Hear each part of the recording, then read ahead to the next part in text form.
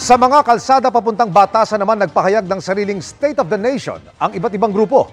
Nakabantay ang mga otoridad na gumamit pa ng Artificial Intelligence o AI na teknolohiya. Nakatutok sina June Veneracion at Chino Gaston.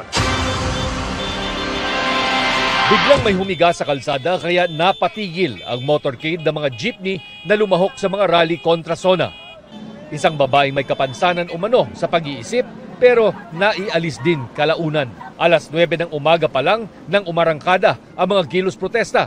Bit-bit ang mga effigy tulad ng dambuhalang baryang may mukha ng Pangulo at ng kanyang ama sa kabila. Kabilang sa mga isyong ipinoprotesta ang mababang pasahod, korupsyon at impluwensya raw ng mga makapangyarihang bansa gaya ng US at China at pagtutol ng ilang katutubo sa Kaliwa Dam Project.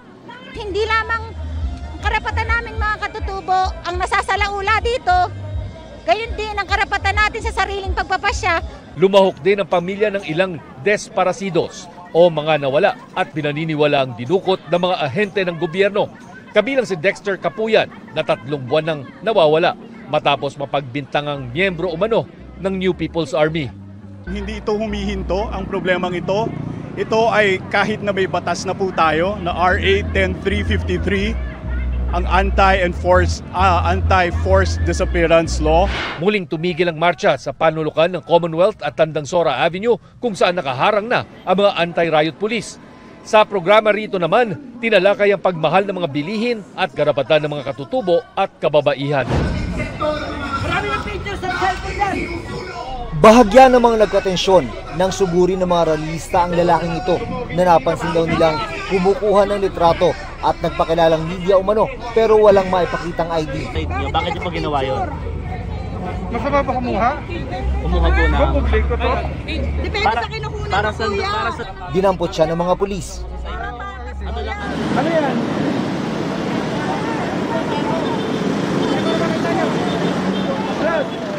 Hinarang naman ang kotseng ito na may nakalabas na dilaw na bandila nang lumampas sa barikada ng mga pulis sa ilalim ng Luzon Avenue flyover sa Commonwealth Avenue. Bawal ang mga ralista lampas sa barikada. Parang wala tayong kalayaan. Diba? Unang-una hindi naman kami huminto, umandar kami. Umaandar naman kami. Higit 20,000 pulis ang dineploy sa Metro Manila para tiyakin ang maayos at tahimik na pangalawang State of the Nation address si Pangulong Bongbong Marcos. Nagpatupad din ng gun ban sa NCR, Central Luzon at Calabarzon. Kabilang sa dideploy ang banda ng PNP na pang-aliw sa mga kasama. May mga pagkakataon din noon na ginamit ito para sabayan ang programa ng mga rallyista. Regardless of affiliation, kung pro or anti, guidelines natin dyan, maximum tolerance and kung saan yung mga allowed na areas, doon lang sila. Sinubukan din ngayong araw ang bagong mala-AI na teknolohiya ng mga CCTV camera na otomatikong tutunog kung may kakaibang galaw na namomonitor. Halimbawa, kung magkagulo sa kilos protesta.